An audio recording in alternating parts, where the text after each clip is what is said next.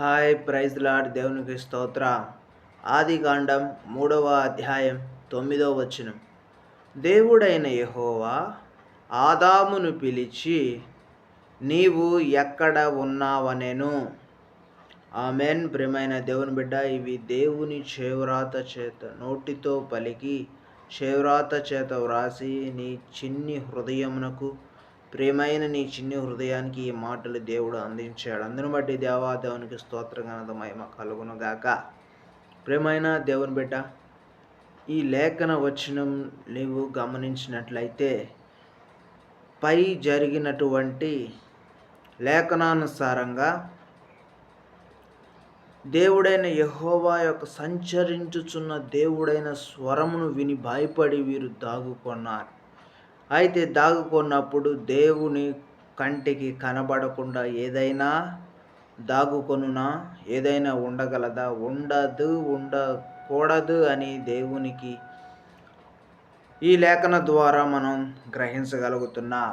దేవుడైన యెహోవా, ఆయన దేవుడు, యెహోవా దేవుడు అని లేఖనం తెలియజేస్తుంది. ఎందుకంటే పైనుంచి ఆదికాండం 1 నుంచి ఇప్పటి వరకు జరుగుతున్న కార్యములన్నీ చూడగా ఆయనే దేవుడు అని లేఖనం సెలవిస్తుంది.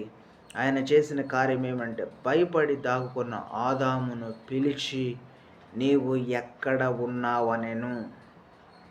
ప్రియమైన దేవుని బిడ్డ, నీవు ఎక్కడ ఉన్నావు అనెను. ఆమేన్. దేవుడైన యెహోవా ఉండి నిలబడి అతనిని చూచి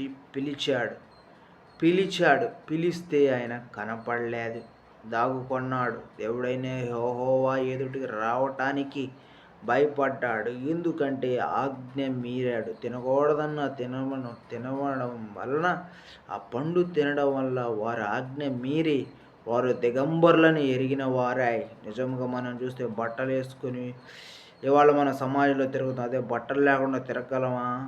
తిరగలేం. అలాగుననే వీరు మనోనేత్రములు తెరవబడ్డాయి, మంచి చెడులు ఎరిగిన వారయ్యారు. అందువల్ల ఆత్మీయ వస్త్రములు కోల్పోయి, ఆ మహిమను కోల్పోయి వీరు దిగంబరులైపోయారు. అందుకని దేవుడైన యెహోవా ఎదుటికి వస్తే భయపడ్డారు అని లేఖన వచనం తెలియజేస్తుంది. భయంకరుడైన దేవుడని లేఖనం. అయినను దేవుడు ఆదాముని పిలిచాడు, కనికరంతో కృపతో ఆదాముని పిలిచాడు. నువ్వు ఎక్కడున్నావు?